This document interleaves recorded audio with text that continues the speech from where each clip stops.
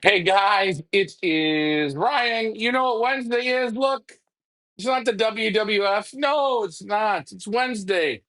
What does that mean? It's One Loft Wednesday. There's a lot of races in the world. We're going to talk about today. We're going to talk about a comment that I received on a show that just burned my ass. It burned it. Because you know what? This is what turns me off One Loft races. But this One Loft race that we're going to show you, the guy we're going to introduce you to if you don't know him, it's Johnny T, John Timmerman. He runs a damn good one. He puts it all together. He gives you his very best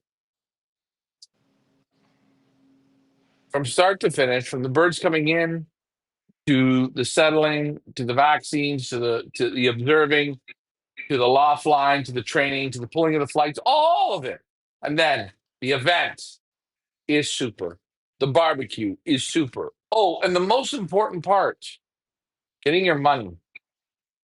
Probably you all don't give a shit about everything else. It's all about the money, right? You make sure you get it as well. So on this note, it's One Laugh Wednesdays. I hope I hit the right button. You're on the Feathers Elite Racing Pigeon Network, and we're going to bring Johnny T on here in about 60 seconds. So I'm going to switch it over to Johnny, to the song. Enjoy it. We have it bilingual, multiple different languages. See, right now it's more Spanish. A little bit of German right there.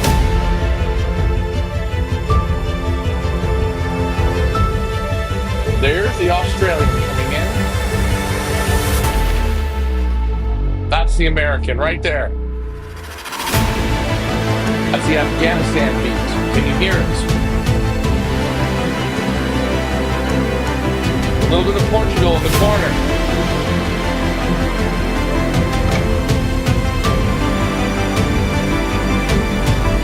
Oh boy, here it comes. Jamaica is in the house. Argentina is with us.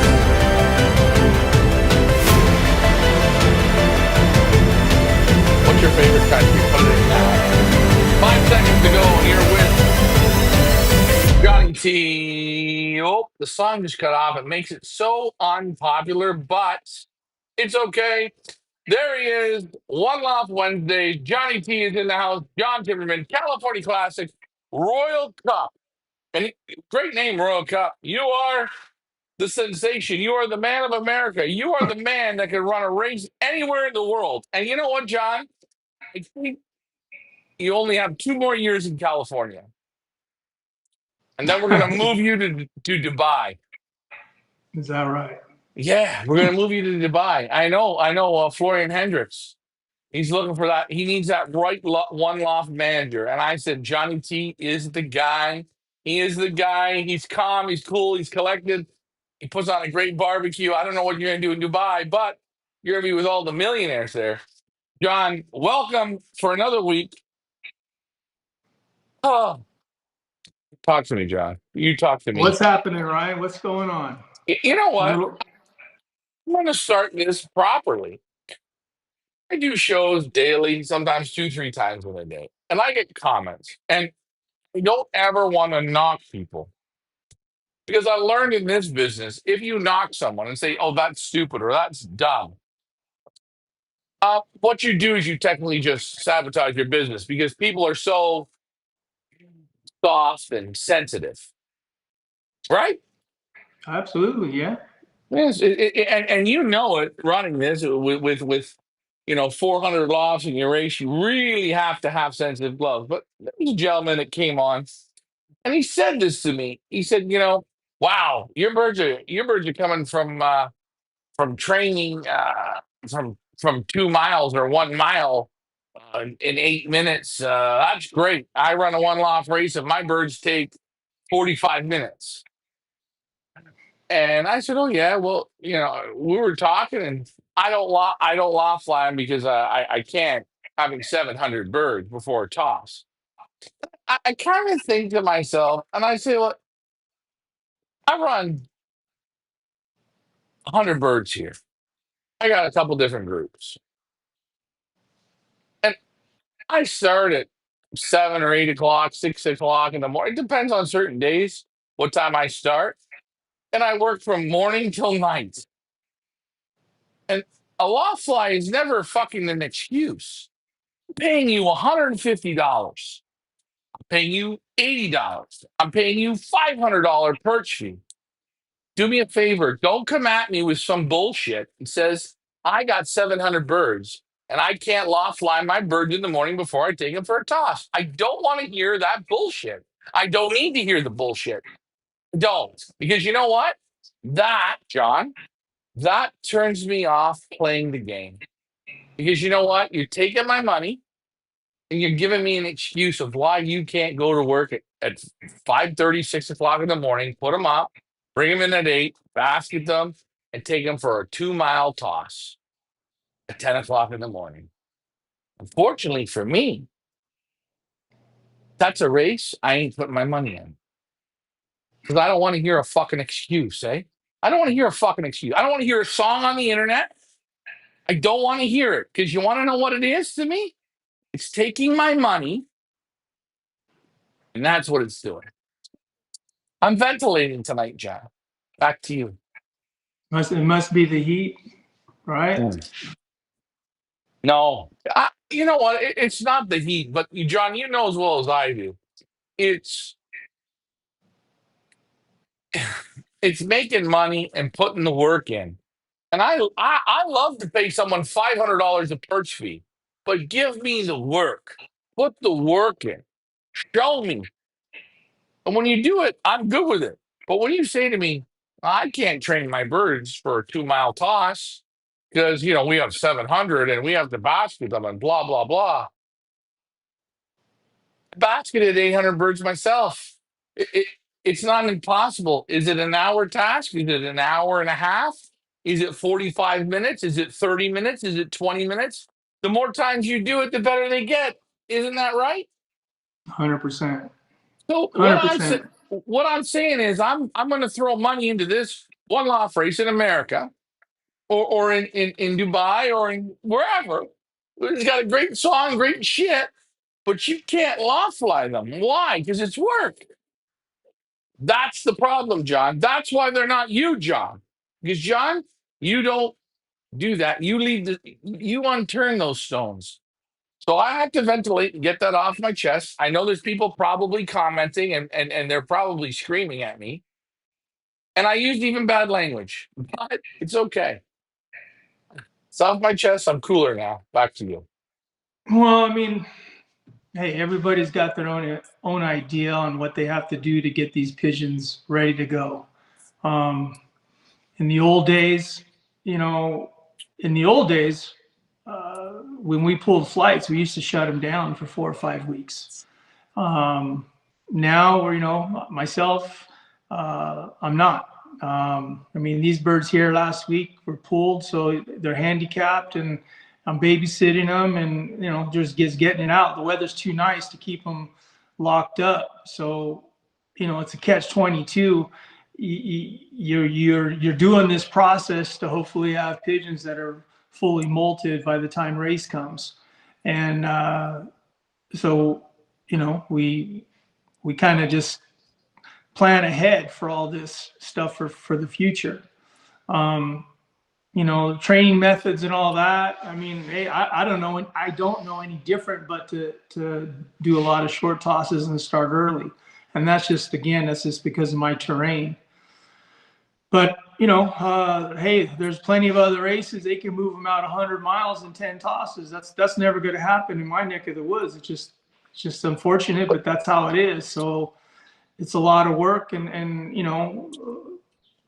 guys that have been to the ranch, they understand that. Guys that are on the other side of the world, they don't have any idea. And when you're training with topography, with valleys and hills and different winds through the canyons, I mean, something disturbs the birds or the birds are not right. And most of the time, it could just be something simple. A falcon hits the flock and they disperse. You're going to drop pigeons.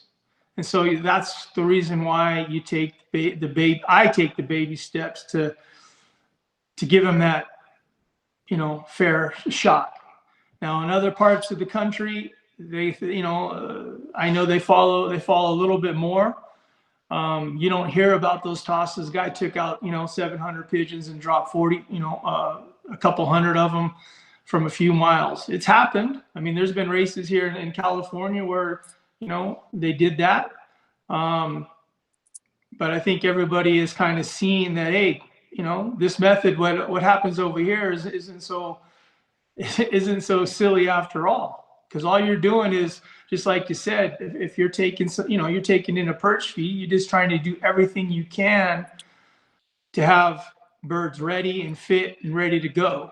Like I mentioned many times, I don't think on both ends, as a breeder and as a handler, you're not there to lose pigeons, and a breeder's not there to send bad pigeons. But unfortunately, this is pigeon racing. This is young birds, and young pigeons, just like I said from day one, things can turn in a heartbeat. And you have so many people that are just blindsided to, oh, they got a sickness, you got this, not understanding that there are things in the environment now that are affecting our birds. Maybe G5, may it be, global warming. I mean, it sounds silly, but it's happening. And it's happening all through the US where, vaccines are different. We've never encountered anything like we did this year. On my behalf, I know that, yeah, things were a little difficult, not in the loft.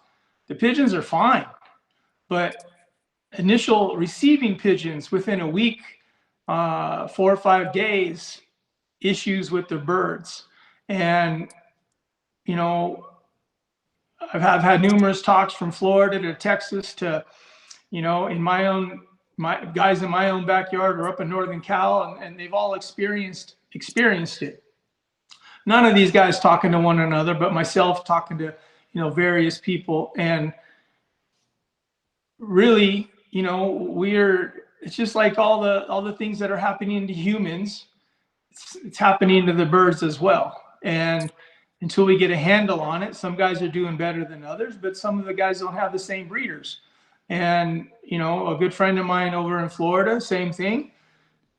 Different, he's on a committee. They listen to the various handlers. Now, this is a multiple loft race. It's basically the AU. They receive pigeons. And you have guys, not purposely, but they're sending pigeons, huge amounts of pigeons, and the pigeons die. Well, that same thing applies to what we're doing in the one loft races, where we could get 20 breeders, but 2 or 3 of them, just for that day or for that week, their pigeons have issues. And hey, nobody really knows. Talking to Tim Perry just a few days ago, he's been talking to different veterinarians, and there was a vet that claimed, well, you know what, you open up that P&V bottle, and if you don't use it within 24 hours or use it right away, it will be contaminated and is basically poison to the pigeons. Myself, I don't believe that. To sum it up real quick, because we could go on going with this topic, but to me, it all goes back to breeders, because I have breeders, as I mentioned in the past, that had issues 3 years ago. They did the testing on the birds. They eliminated all pigeons that had any kind of had anything shown as far as PMV or herpes or salmonella. Those birds are boom eliminated. And this particular breeder, like I said, he is like 99% as a breeder in various races, my 2 races included, with no birds getting sick or no birds dying. This is even a question of birds getting sick. This is a question of now of birds dying. So that's where we're at, in the OLRs. And it's about just being, you're being prepared, trying to stay on top of it. You know, That's what it comes down to. my father's is of the old school, John, and you know how old school guys are. Even Marcel. He says, I'm almost getting sick and tired of vaccinating. I almost think it's a fucking headache. I almost think it's just a money grab. And, you know, I know in your business, in this business, you have to turn almost every stone that you can. And you turn more stones than you even gotta turn, but you'll turn them.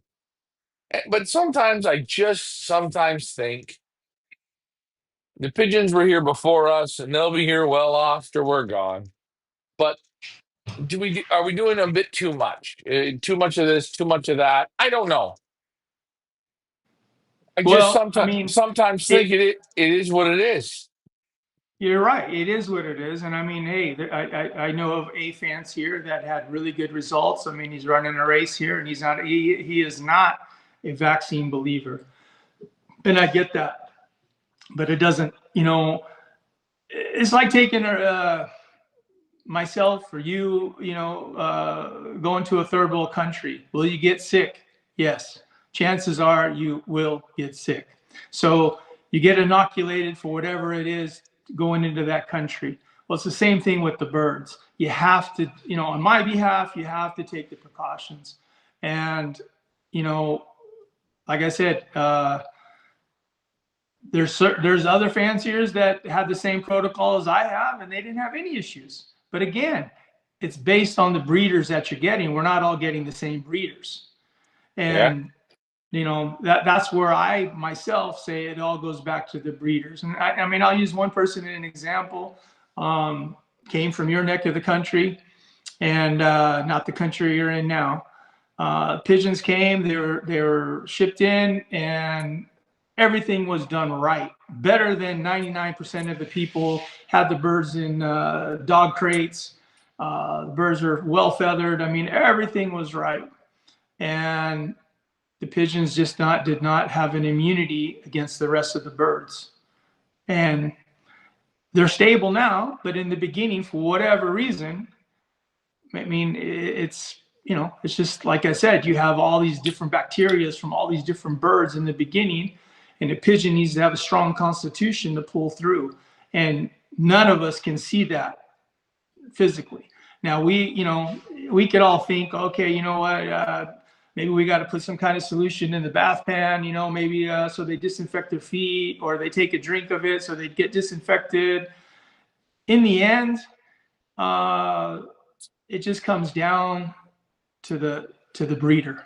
Comes down to certain pigeons, and that's kind of what's been going on this year.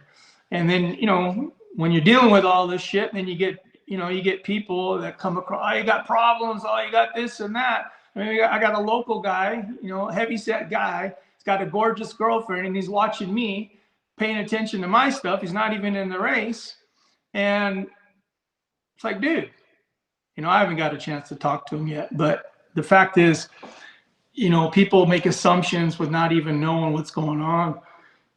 And, I have people that are not even participants in the race that are concerned, when it's the people that are in the race that make the race, that those are the ones that, those are the ones that I talk to and deal with and do on a one-on-one.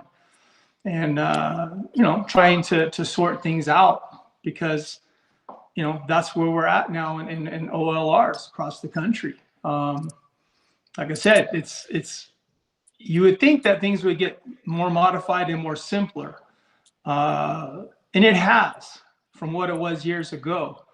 But Adeno is still present amongst the pigeons. Adeno 2 is still present amongst the pigeons.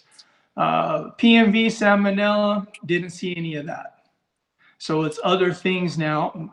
Maybe rotavirus in my part of 100 miles away from me, a lot of guys were dealing with that, and none of them, they all pretty good pigeon men, and it's just airborne for whatever reason, and some of these guys got wiped out. And everyone would like to say, oh, he didn't take care good of his pigeons, this and that. There's one particular guy who's actually a good friend of mine. He had 2 or 3 races under his belt during the season, did very well in his racing. All of a sudden, his birds got sick. He thinks it came off the race truck. To this day, which is 3 months later, he's still dealing with the problem. it's just in his loft now. So, that's, it hasn't happened to everybody, but those that it has happened to. I mean, I've seen it. I've never had it affect my own pigeons. Um, but sometimes these birds, they're carriers, and that's where we're at. Yeah. And like, and to agree, and just like you said, basically, I mean, it has to come down to survival of the fittest. Ron Steinbrenner, Oh, like I mentioned a couple of weeks ago, Ron used to say that you enter my race. Now this is a triple crown. You enter my race. This is where it starts from day one. You enter the loft. You got to be a survivor. You got to be able but to pull through and be healthy and genetically and all the stuff to survive in the loft, let alone in the racing. but John, what a lot of people, I mean, you understand it, okay, and I understand it, and there's some comments, and I'll get to them.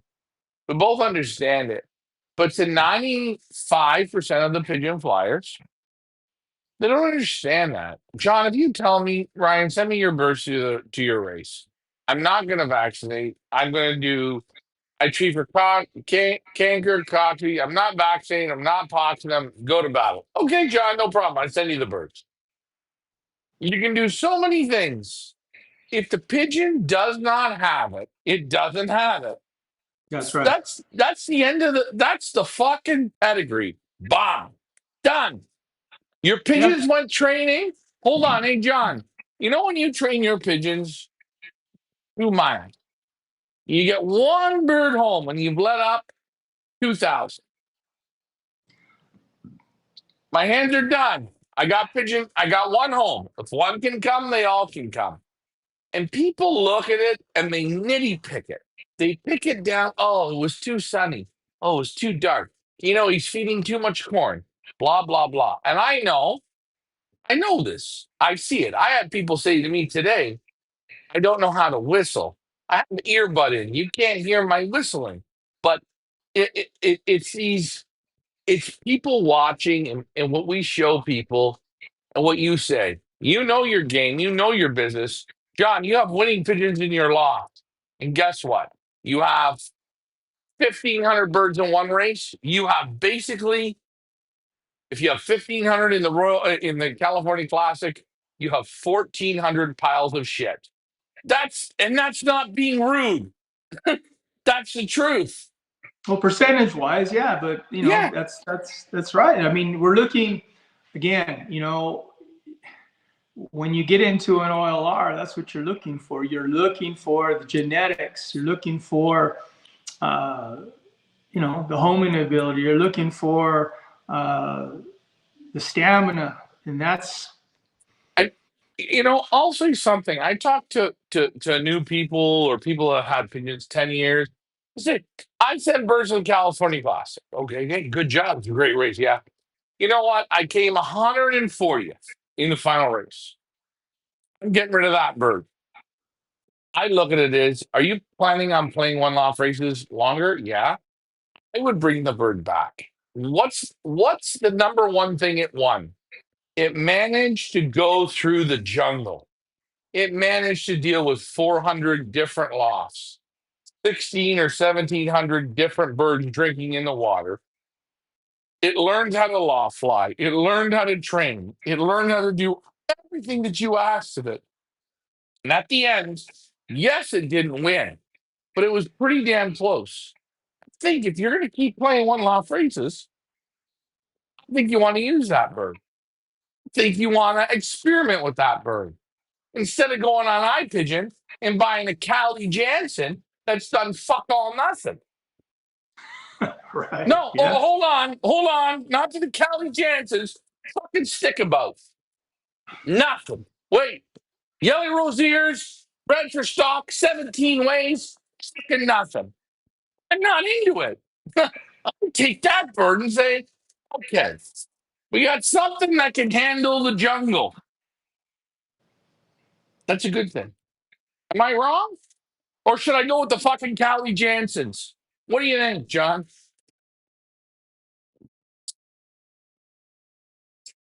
Oh, John cut out. He got mad. See this?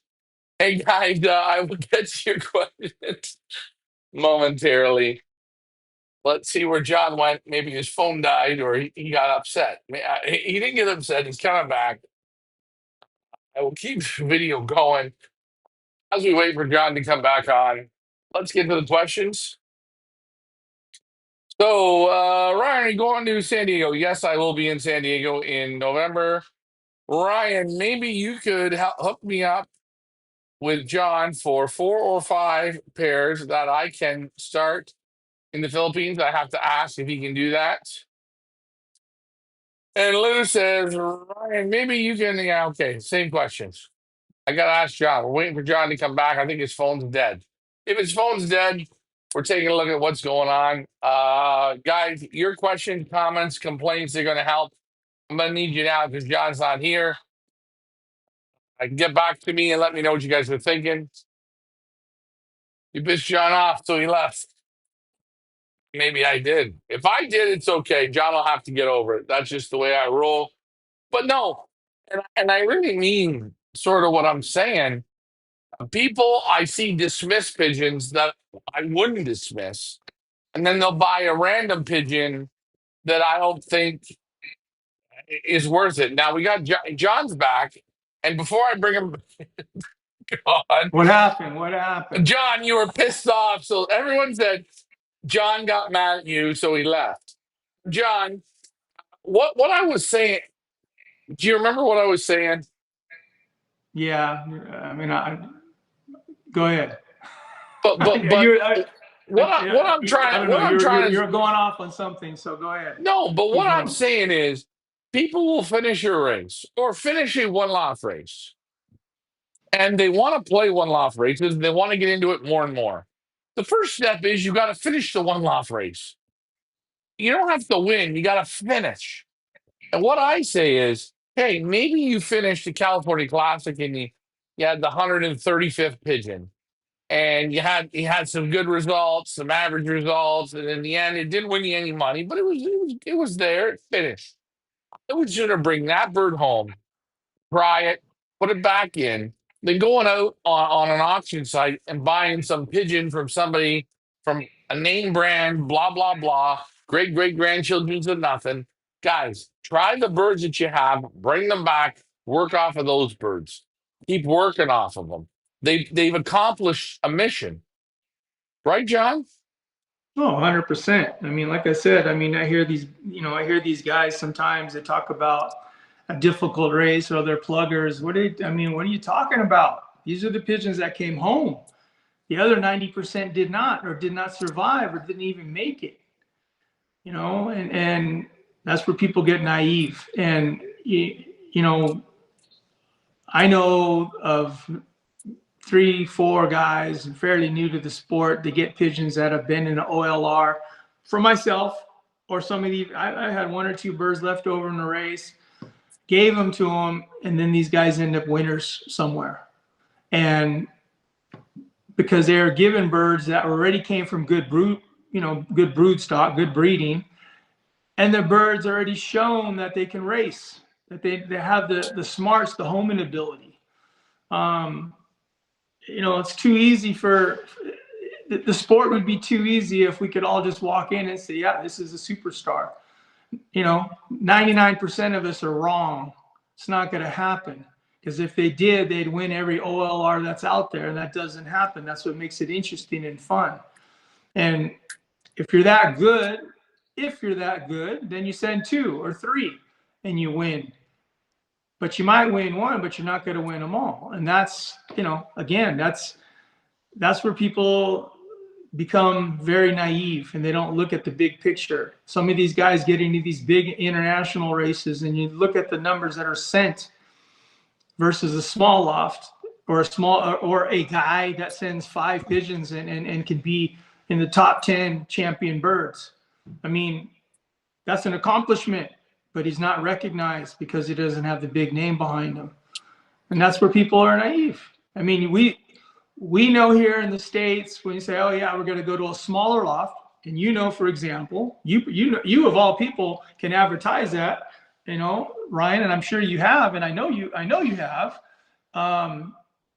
there are guys out there racing right now in Holland or Belgium or Germany, no name guys. They won't let anybody have their pigeons. But yet, if they were to throw their pigeons on the auction block here in the States, they could sell for $100 because nobody knows who they are. So it's all basically comes down to social media and advertisement, and people start believing what they see, and Yeah. that's the part of being naive. But what I say for new guys is if your pigeon can finish and it's respectfully finished. You weren't a big money winner. Maybe you won $100. Maybe you just missed the money. Those are the birds. Try them back out. If the race is running right, if the guy is doing his job, try those birds out.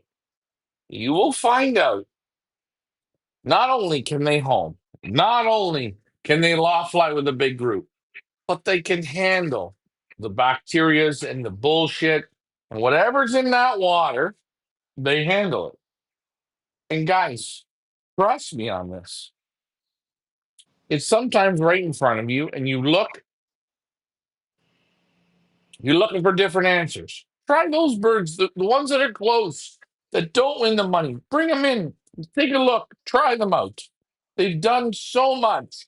And John, you know as well as I do, sending birds to a one-off race, and as that mob gets bigger and bigger, it doesn't get easier; it gets harder. Guys that can make it to the finals, I always say, give them a round of applause because you actually made it to when it's time. How many birds never make that? And you've made it. And you don't be hard on your birds. Say, hey, I've made it to now where it's time to go to work. Now we got some comments. Uh Ryan, maybe you can hook me up with John for 4 or 5 pairs that I can buy to start my loft in the Philippines. Well, I don't know if we can get them to the Philippines, and I don't know if John has 4 or 5 pair. We don't know, but that's something that's a nice question to ask. Thank you. He said you pissed John off. No, I didn't. Ryan, I think you're right on what you're saying. Okay, great. Brian, oh, your buddy Brian, he's here. He says, Brian, Ryan, you are wound up today, but like it, John told me exactly what you are talking about. I have done that. Okay, and it works. Okay. Well, yeah, I do. Wait, I don't get worked up. I'm passionate about pigeon racing. I'm there's a passionate. difference. There's a difference, right? That's what it is. You're passionate. Yeah, I'm not Hey, worked up. You know what? I hear shit. It pisses me off because we're we're all better than this. We're taking perch feed in, and we're here to work guys' birds. Then work them. Then do it properly. Again, I go back, eh? I go back to 2 years ago. Sorry, John. There's a race in Indiana. Okay? The all right. guy's Well, this running the that's guy's running a fucking trailer where the tires fall off. You're making $1 million. I need you to give me more. Give me more. Can you give it to me? No. You want to put the money in your pocket. So come out and tell me, hey guys, the trailer's a pile of shit. Thanks for your money. I'm gonna run it. Then I'm okay. But don't come out and sing and dance like you're the piano man, eh? And you bring out a pile of shit like that. Because I'm going to tell you, that's what gets me, as Brian said, fired up. And that's okay. That's my opinion. Nothing wrong. The guy's still running his race, 100, 4,000, 5,000 birds. Good. Did he get a new trailer? Who knows? His mindset? Small. Making money, though. Sorry, John. Just saying. The Are warm we day good, today. dude? It's got to be the heat, man. It must be hot over there. No, What the hell, John, I'm telling you. You know what I hate? I hate that dude? everybody in this world's got to be so fucking sensitive. Why? Why are we sensitive? My beard's white. If you don't like it, tell me. If I'm too loud, it's okay. Tell you me. you But need you need you need a day to go to the beach over there. That's what you got to do. there's no beaches here. It's, There's a lot of That's what you got gardens to do. and flowers. You got to go to Holland and Mm. go over there and just enjoy yourself. Hey, let me tell you, it's about 44 here in this house.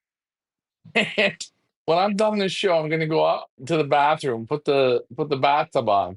I'm gonna go lay in cold water for about 40 minutes, question my life decisions, and then go to bed.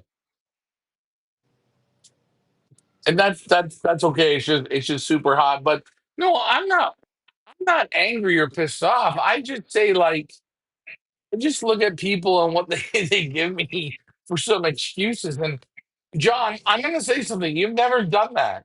And I'm being honest, I've never heard you do it. In No, all well, the years I've known you, hey, you never did it. all you can do is, you know, like I mentioned before, in my neck of the woods, I've had some guys that they're haters.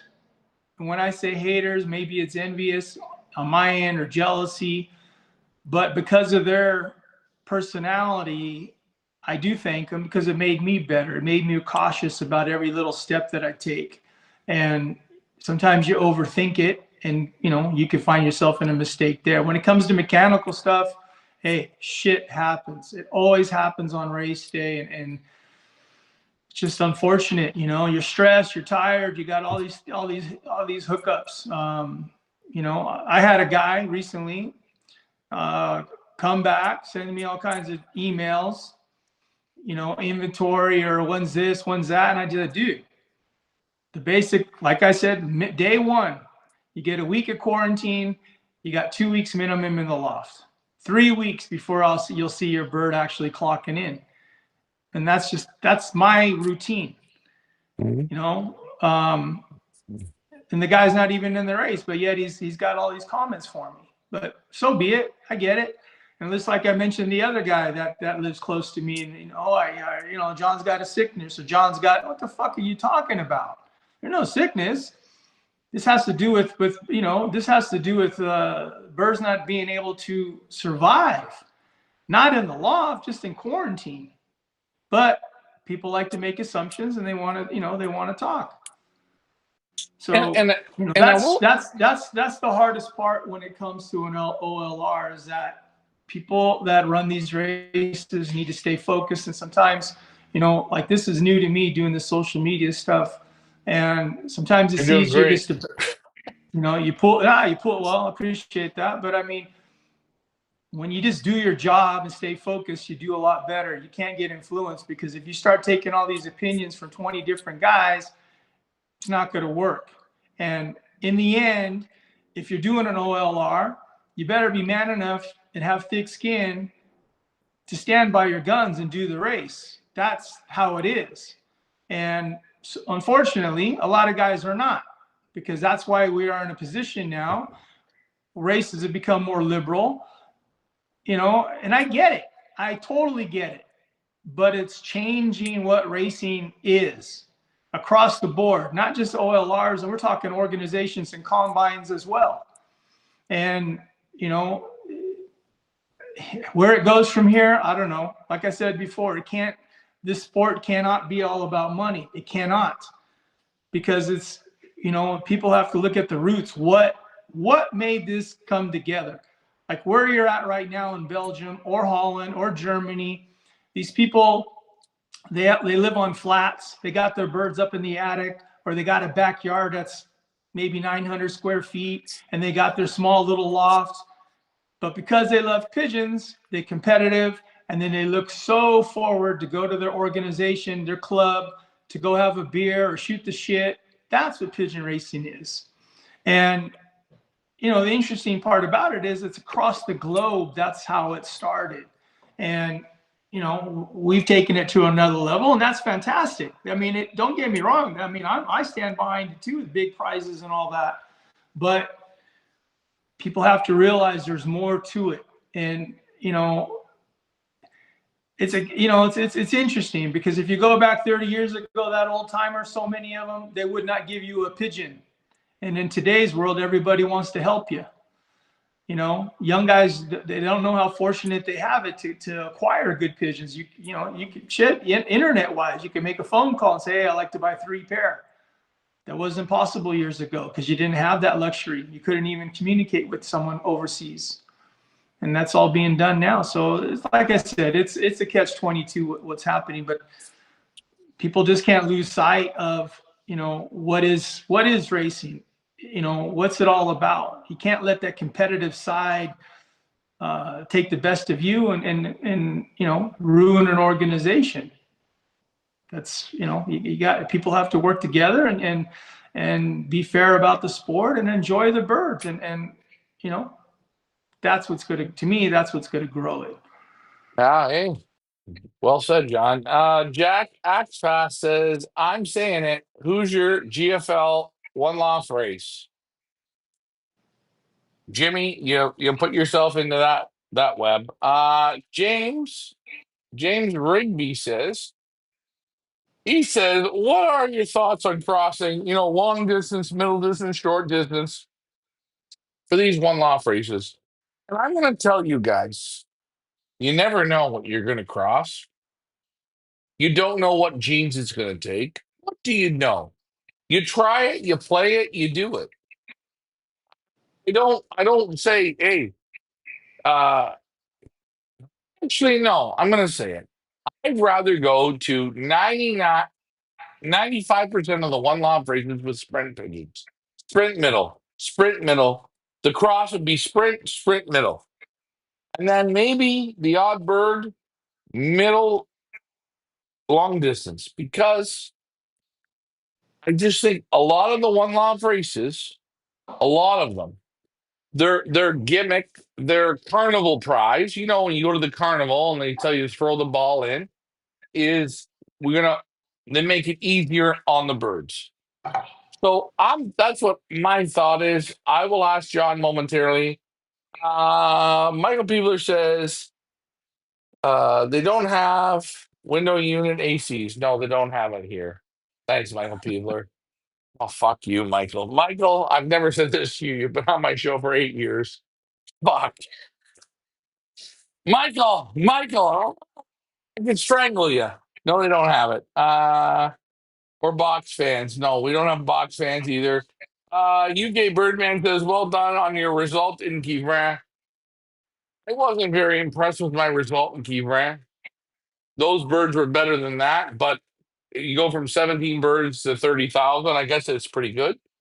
It's okay. UK Birdman also says, at home, if your young birds of different ages, they don't fly as good. No, hey, my neighbor, Sorel Lambrecht, he lets his first round out.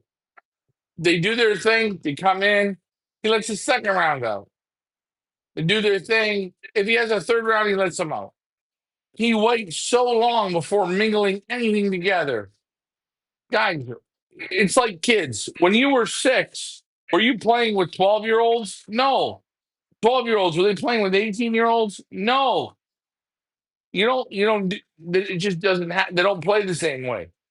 Anyway, John. No, no, that's I did a 2-day clocking with this group right here that you see on the screen, and Mhm. that's exactly right. I mean, these are pigeons that have been on since March, April, and this last wave of pigeons I flew yesterday, and they still have to go through the children's sicknesses, and this group is already past that. These guys should be 98%. There shouldn't be any issues anymore. But that other early group, they're separated still. It's quite a few, and just for that reason, like you said, it's maturity level, and they're not as mature to fly and all that stuff. And Yeah, I do it on I do that on a bigger scale. These guys are playing with 100 birds, and I'm doing it with 1,000 pigeons, 800 pigeons. So I know there's guys that say, "I'll come 2-day clocking," but just for that reason. yeah, and UK Birdman, I know your question. John, your first date, the first bird that came in this year, what was your date? I think it was March 6th. And what was your absolute last date? I actually had some birds that arrived at the post office today from one guy. Okay, so I'm done. yeah, no, I know this, but for my UK bird man, he has birds from March till we're now in what are we in June? Middle of June. Okay, so March, April, May, June, 4 months. You can almost have birds at 300 kilometers. Hey, so what we're saying, or you can have them out road training, no problem. It's all different ages, and he has to amalgamate all this. I call it shit together. And I'm not gonna lie because I know John in March he had birds that were hatched. Uh, no, December 26th. Oh yeah, Yeah, you had birds when you got them. You could put them on eggs. yeah. Well, Yeah. that brings us to the next point. So this person, sends me these emails. Hey, where's my inventory? But just like you said, I had a wave of pigeons come in towards the end. I'm talking late May, first week of June on their third and fourth flight. So what? Do you expect me to settle these pigeons in a week? It doesn't work that way. I mean, some people just don't understand that there's a process to all this. You're not getting pigeons that are 5 weeks old. You're getting sometimes pigeons that are 2, 3 months old, and you got to work with all of them to make it happen. Yeah, John, I see the people, and I've said this multiple times. Do you want to know what it's like to to run a one off race? And they'll say, "Yeah, how could I do it?" Go to your club auction and buy a bird from each guy. Put it in your loft and go to work. And you tell me how it works. You tell me how many drop dead. You tell me how many don't loft fly. You tell me how many are plain fucking stupid. You tell me how many make it to your 300-mile race. And people, they look at me like I'm backwards. And I'm not trying to be backwards. I'm trying to say, take a look at it. Feel it. John, you've done it for so long, it's almost second nature to you. Yeah, But these people that throw it at you, just go out and try it. Try and buy some local birds and put them in your loft and see how it works. See how hard that is. And then you have a loft that has 400 lofts in that loft, and you have to play the piano from birds that are too old, too young, not vaccinated, vaccinated, too stupid to find the water, too lazy to fly off the roof. You have the whole thing. People, as John said, and he's 100% right, when you're serious about one law racing, you're never trying to lose them. You're trying to do the best for you guys that support the race. And I think I'm right on this, but hey, who knows? Uh, what is this? Feathers Elite. Ryan is working 16 hours a day at 35 degrees. Let's give him the grace this week. Oh, I don't need the grace. I don't give a shit. I'm fired up every week. My week, it don't matter about the heat. What matters to me is ridiculous comments and people not thinking outside the box. that's what Hey, this game is. This game is thinking outside the box. I mean, hey, you know, there was a new I don't want to say younger guy because he's not that young, but he's in his late 40s, early 50s, and first year flying, and he didn't do bad. He had a couple good races. His name is Pete, and so Pete, I said, Pete, what's the secret? Natural. What's natural? He flies on a dirt floor. He says my belief is for the homing ability to be as close to the earth as possible. Can't knock it because he had a couple really good races. I mean, he's thinking outside the box. That's his opinion, and that's what makes the sport interesting. Now, I would never do that, but it's just like another person that I mentioned a while back that Kenny's his name. I won't say his last name, but the guy had outstanding results in the Hoosier. He had outstanding results in the Florida Derby. Kenny, what was your secret to that? Because I just let them mate on their own. I just I just threw the pigeons in a loft, and hey, when it all came down to it, so many of us, myself, individual pairs, and here's a guy that acquired some pigeons from. I do believe there are birds that did race from one loft races that he put together, and he had instant success in two of the bigger races in the country. So we don't know all the answers to this stuff, but again, thinking outside the box with whatever is not the norm sometimes can really give you some good results. Yeah, I know. I went to Gino Click's place, and it's a loft tour you guys got to watch. His 32 individual breeding pens is phenomenal, and you really feel defeated when you see it. But he said to me, Ryan, every year I have a group of pigeons, 40 pair that I let them love pair. I let them do what they want. He says, and sometimes there's probably a brother and sister go together, whatever. He says, every year I get a super bird out of it. And I'm not disagreeing with the love pairing because I think sometimes people try and force love, and sometimes you better let it happen. Is it a bad thing? No. Is the dirt floor a bad thing? I don't know. He's probably watching the Liver King and has bare feet and he's running around. Okay, good. I don't know. It's whatever you believe. It's all that bullshit.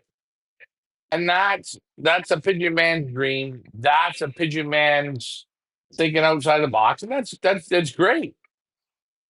I'm surprised he was that open. I'd have given him a free entry. Um, uh, what is this? Delex Ghetto says, I like, what does he say? I like your white beard, Ryan. The passion, okay, blah, blah, blah, sports. Okay, yeah, I'm passionate about the sport. This is what I do. I'm a professional pigeon racer, like John is. John, let me ask you a question. Do you feel like a professional? I feel like a slave. No, no, No, no, no, no. it's I like I said, I always consider myself blessed to be able to do this, and that was from day one. And being able to every year take a little bit of what came in from the race and build and continue to where we're at today. Um, so is it a professional operation? Of course, but I never look at myself as that, and I just you know, I guess I'm too competitive in that sense. I don't think about those kind of things. I just think about do my job, and if I'm in competition with, like in my neck of the woods, the Russian, I'll get them, and that's just how I go by my day every day. John, the Russian, you don't touch your ground. What most people don't realize is to do what you've done to the amount of time that you've done it. You're an official pigeon doctor. Okay, you're a professor and you know your shit. And this is why I've had multiple people ask me, and I've said it through the years. I can drop this guy. I don't really know him. I don't know you. I didn't know you, John, before this year. I knew you a little bit, but I knew the way he thought. I knew his attention to detail. And from start to finish, he put the shit on. He played the piano. And I even watch you in the shows that we do. You play it safe. I'm not so safe. I don't really care. No, no, no. But you have to be that way. And guys, this guy, he's very, very good handling a lot of pigeons from a lot of lofts. And, uh, people will say, Marcel Gurlemans, a friend of mine, the professor. He was a great diamond cutter. And this guy great at this. This guy great at this. John Timmerman, he's a professor, he's a doctor, he knows how to play a few thousand pigeons. And I'll tell you, it's an art. Not everyone can do it. From all different birds from all over the country, from good birds, mediocre birds. And John, you know as well as I do, and you don't have to answer this, but you get sometimes in your loft some plain shit birds from good guys, bad guys, and guys that shouldn't even send you birds. And you handled it, and you made it through the years. And look at you. Look at what we're doing now. Oh yeah. Well, like I said, I mean, I've been fortunate too. I mean, I've had some good guys around me. Like I said, I mean, I got some fellow top handlers that do well, maybe in Florida or maybe 100 miles away from me, and so we bounce things off. That allows me to become, to become better, because in this game, you have to stay on top of it, and you're always learning. To say you're mastered it, good luck, because you know what? Every few years, new technology, new processes of what we're doing, and who knows, man? This AI shit, what they're going to come up with on how to be a loft manager. I haven't seen that yet, but it could happen.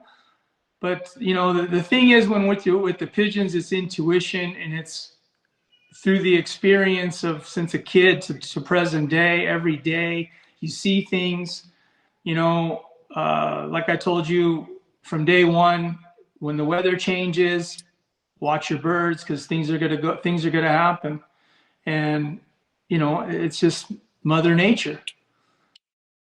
Mother Nature can, like right now, weather's great. It's a plus. But all of a sudden, if we, next week, if we get that humidity and stormy weather, I mean, that could set me back.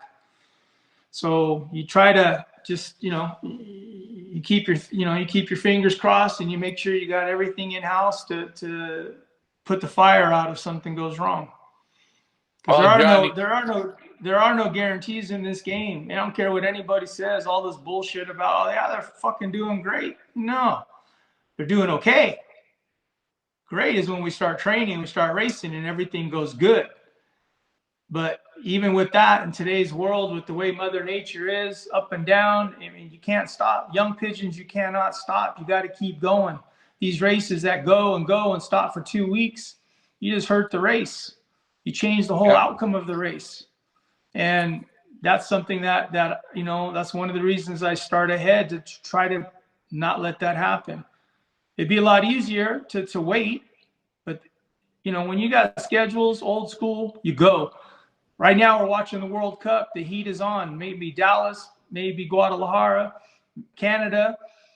The games are being played. Doesn't matter if the humidity's up. Doesn't matter if it's going to be, cold tomorrow. The game's going on.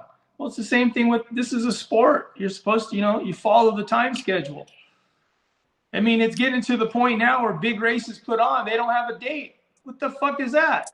Oh, Fuck, hold and then on. people, Wait. and then everybody, and then this new generation of people support that. I don't get it. We're Hold, here to raise pigeons, hold you on. know.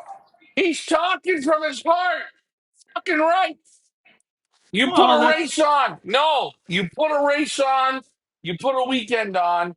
You put a time frame on of 2 or 3 days. You put it on and you hold it to it. I'll tell you this. I'm sick of your race. I like it. The Holiday Cup. I like it. Ron Steinbrenner's. I liked it. Why? It was down to time. I could book my trip. I could come. You guys, I don't give a fuck what you do. You set it up so it worked. The birds were trained, the birds were worked. You did it. You put it all together. And I look at one lot races, and it's all the same shit. Well, we're going to wait till the wind's blowing 40 kilometers up their ass. It's not right. And I will tell you something. I'm not entering these races.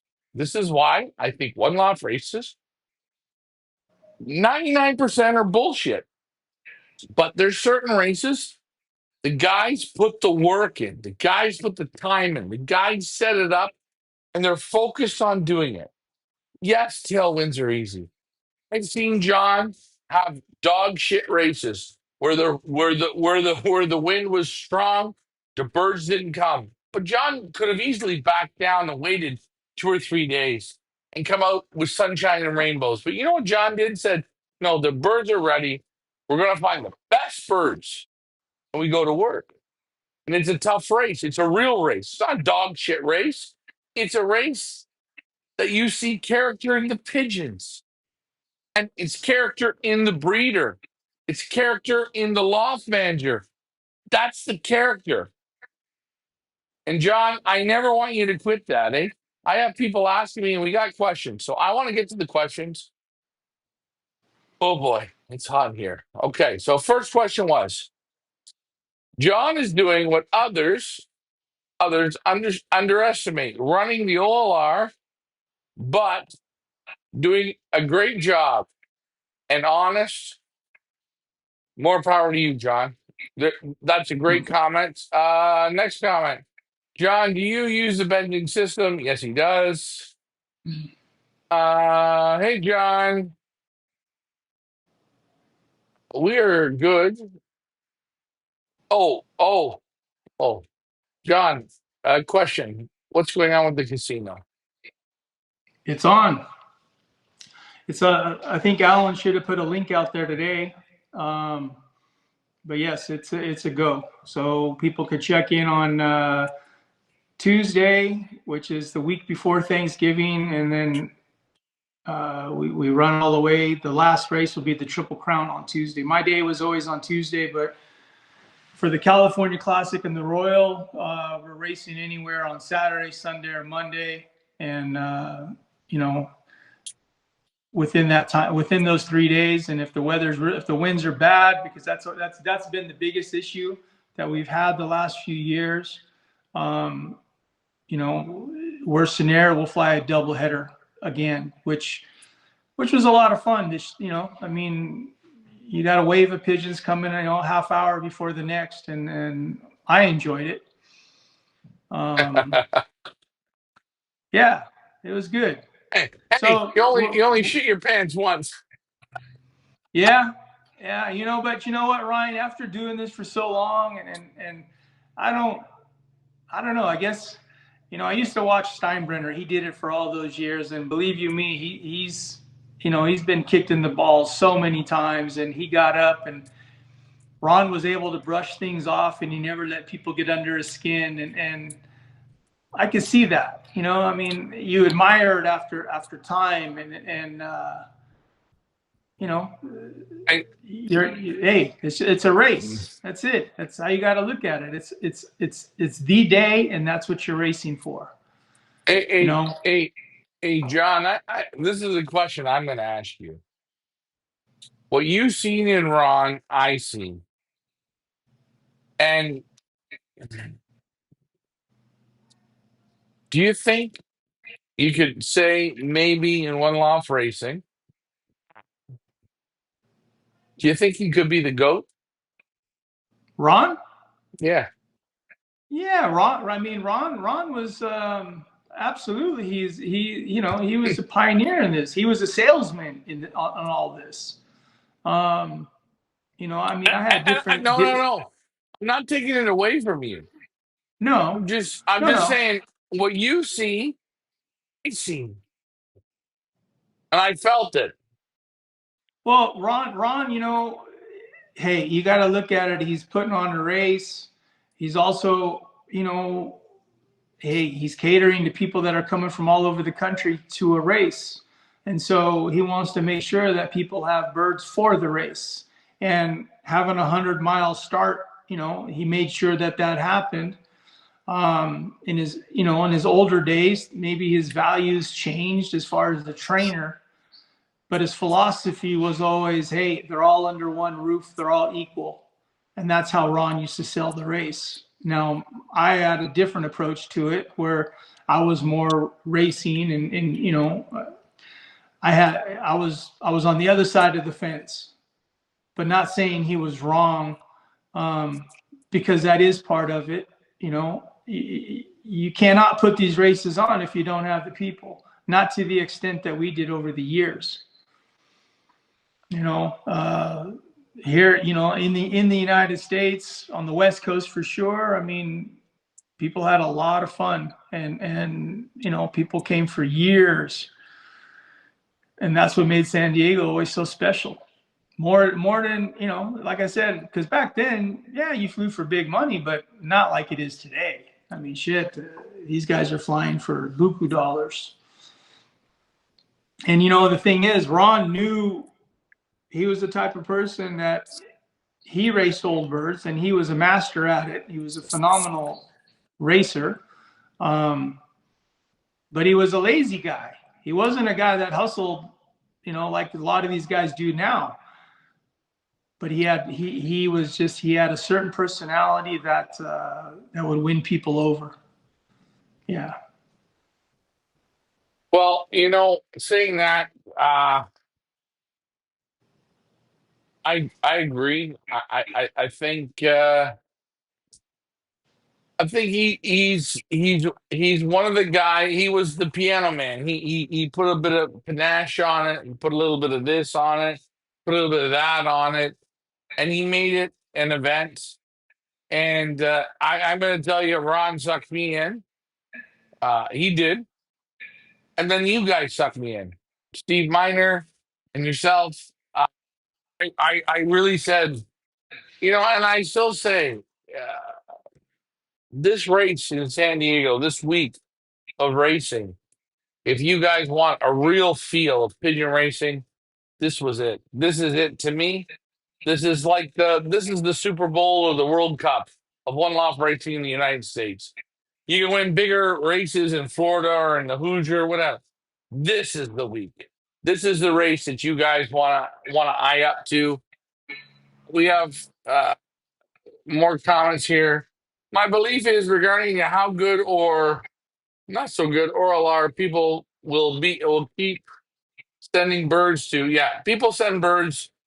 People send birds regardless. We got more. Holy shit, we got comments. Uh,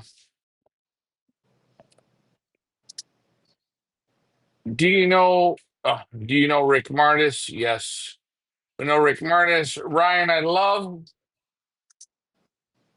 the way how you say about pigeons surviving. Yeah, okay, guys, it's all the same. Pigeons have to survive.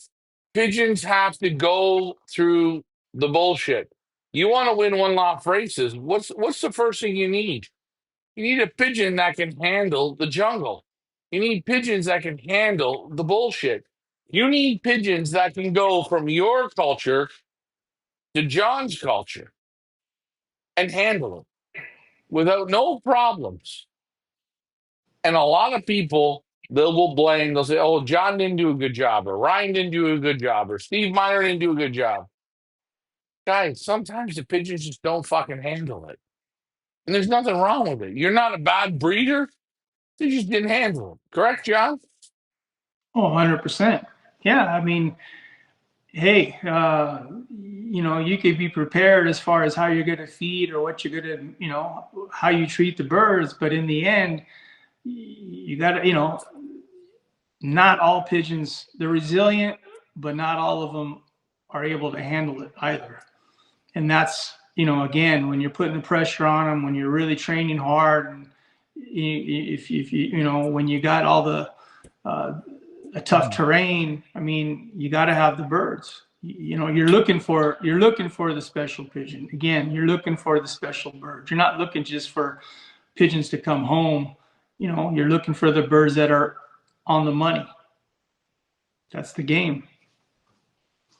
Hey, guys, he knows his business. He knows what he's doing. John, I want to say one thing. We've been doing this now for, I don't know, maybe 6, 7, 8 weeks. Uh, it's been good. It's been fun. I hope people enjoy this. I hope people and what I'm saying is I hope people realize who they're talking to. Guys, I'll say this. there's Koopman, there's Hoymans, there's the Jansons, there's all these great pigeon legends. And I'm going to say something that John Timmerman in San Diego, maybe you never heard his name, but there he is. He's the guy on the screen. He's one hell of a good pigeon man. He's handled a lot of shit. And he A come out lot of on shit. top. A lot of shit. And guys, we're not saying the birds were shit. A lot of shit. A lot of ups and downs and questioning your choices. And do I want to keep doing this and play and add the pigeons, add the pigeons, add the pigeons? And in my opinion, he's one hell of a damn good pigeon man. And he's there on the camera every Wednesday. He shows up. You guys have a chance to ask questions. Don't ask stupid questions. Ask those questions. Will he be here next Wednesday? Sure, unless I fire him, but I can't. John, hey John, you've done a great job. You're doing great. I can't wait to get down there to visit you and do some filming, and we'll do some lives together. But keep up what you're doing, and don't get down, eh? Don't let the haters hate you. You just Oh, no, no, appreciate no. them. That's not going to happen. There's too many good people that I do have around me that keep me going. I mean, it's life, and you just deal with it. And that's the best part about this sport is that you always, you know, the animals, the birds, they pick you up. Mhm. Um, a little frustrating when when you run into these problems with pigeons not being right and all that, but uh, overall, it's therapy. It's it's something to enjoy every day because when you have this many pigeons, something's gonna happen every day, and it could be as simple as a freaking hawk attack. So yeah, just that's what keeps it going. That's what racing pigeons all about. It's the Well, unknown. It's the uncertainty, and looking forward to what's coming. I'm going to say this, and I'm gonna talk outside the box for people that watch this today, tomorrow, and a year from now. It's today is we're in June of 2026 sometime. This gentleman is going to run this race. I don't know how long, a year, two, three, four, 5 more years, 10 more years. I don't know when John's going to quit, but I know one thing. You send them the birds, you get results. You send them the birds, you get good breeders back. But what you got to do is entrust and send. This is one of the greatest one loft races, not in America, in the entire world. And this guy learned it. He played the fucking game. He's been shit on, he's been kicked, and he's still here. And guys, I don't know when he's going to quit, but I know one thing. While he runs it, put your birds in it because you will succeed. You will see the greatness that John puts into these birds and gets them to finish. And you know what? You'll bring them back and you'll find birds that win from Pattaya, Africa Pro, Florida Pigeon Derby, Big Andy's race. It does not matter. Hoosier, does not matter. These birds will do it. This guy puts the work in. The course is hard, but he gives a shit. And John, congratulations, man. You're doing it. And don't quit. And when you do quit, when you're going to quit, I'm going to kick you in the ass because I don't want you to quit. No, I still got some energy going, so we're still good. All right, Yeah. man. What we're going to do is we're going to wrap this up. We're going to go next week back on again. You can ask John whatever you'd like. Be safe, John, this week. I want All you to right, do me a bud. Good. favor. Go to In N Out Burger and Which tell kind? them. What do you Now, I want? don't know. Is In N Out Burger that good? In-N-Out Burger is really good. Really? Yeah, yeah. It's But I mean, last time I what's was there, I went twice. It was shitty. what's interesting is, um, the patties really aren't that thick, but Mm-mm. yet they're still good. And I guess it's such a good enterprise. They're reasonable with their the cost. I mean, I think it's probably like less than $10 and you still get a meal. I mean, you don't get that anywhere else. So, and then the food's good. Hey, it's unbelievable, John. I was in San Diego. I went to In and Out, two different locations. Holy shit, man. It was lined up. Oh, dude, every single one is lined up. Yeah. And I mean, I mean, this gal, she's not in California anymore. I mean, she actually, the first In and Out, for those that well, you remember John Namath. I mean, it was only Yeah. 10, not less than 5 miles away from his house where it originally started in What close to Glendora. Pretty what amazing. what a place. I couldn't believe it when I went there. And guys, if you come to San Diego, you can hit the In and Out. Is it that good? It is good. It's pretty damn good. Service is good. Um, Anyways, this isn't about food, but I'm hungry. Hey, John, I want to thank you. I want to thank you for Right, tuning buddy. in this week. We're going to be on next Wednesday. We didn't even talk about the birds. Birds are out doing their thing. I can see what they're doing. They're bathing. They're missing tail feathers. They're missing flight feathers. They're just hanging out. Am I right? That's where we're at. It's just, Yeah. they're going back out, and they really, they have not even started falling apart yet in the mold. So that should be happening here in the next week or two. And then we'll kind of back off, as the primaries start coming out 3/4 of the way, I'll back off a little bit so, they don't injure themselves. But it's a critical time when those flights start coming in. I mean, I'm taking advantage of the birds, enjoying the sun, and a lot of it is basically for getting everybody so they don't get dumb on me sitting in the loft. It's just moving them, letting them know, understand what's expected of them. That's what this process is. Has nothing to do with loft, really serious loft fly or anything like that. It's just going through the routine. That's all it is. A simple routine. Hey, guys, this is why he's here. He's telling you what we're doing. I love how you said about the opinion. Okay, survive. Listen, we're done. We're finished, John. We're going to be on next Wednesday. We want to see something outside the box. In and out, dude. I'll bring in and out. Hey, guys, that's John Timmerman. He is the GOAT of one loft racing, not in the United States, in the world. He's one of the very, very best. We hope you guys enjoy this. We hope you come to the races. It's a race, great race week to support. If you don't have birds, come down and check it out.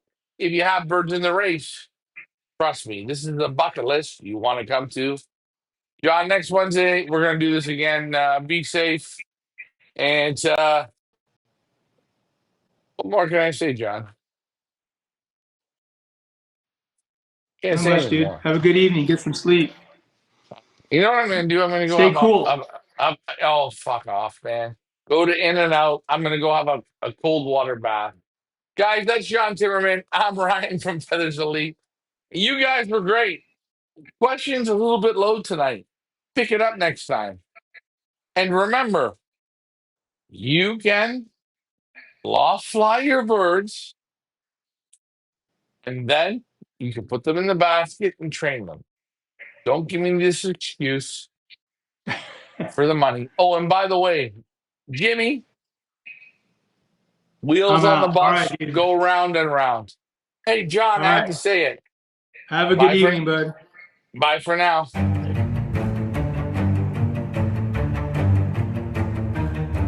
Ah,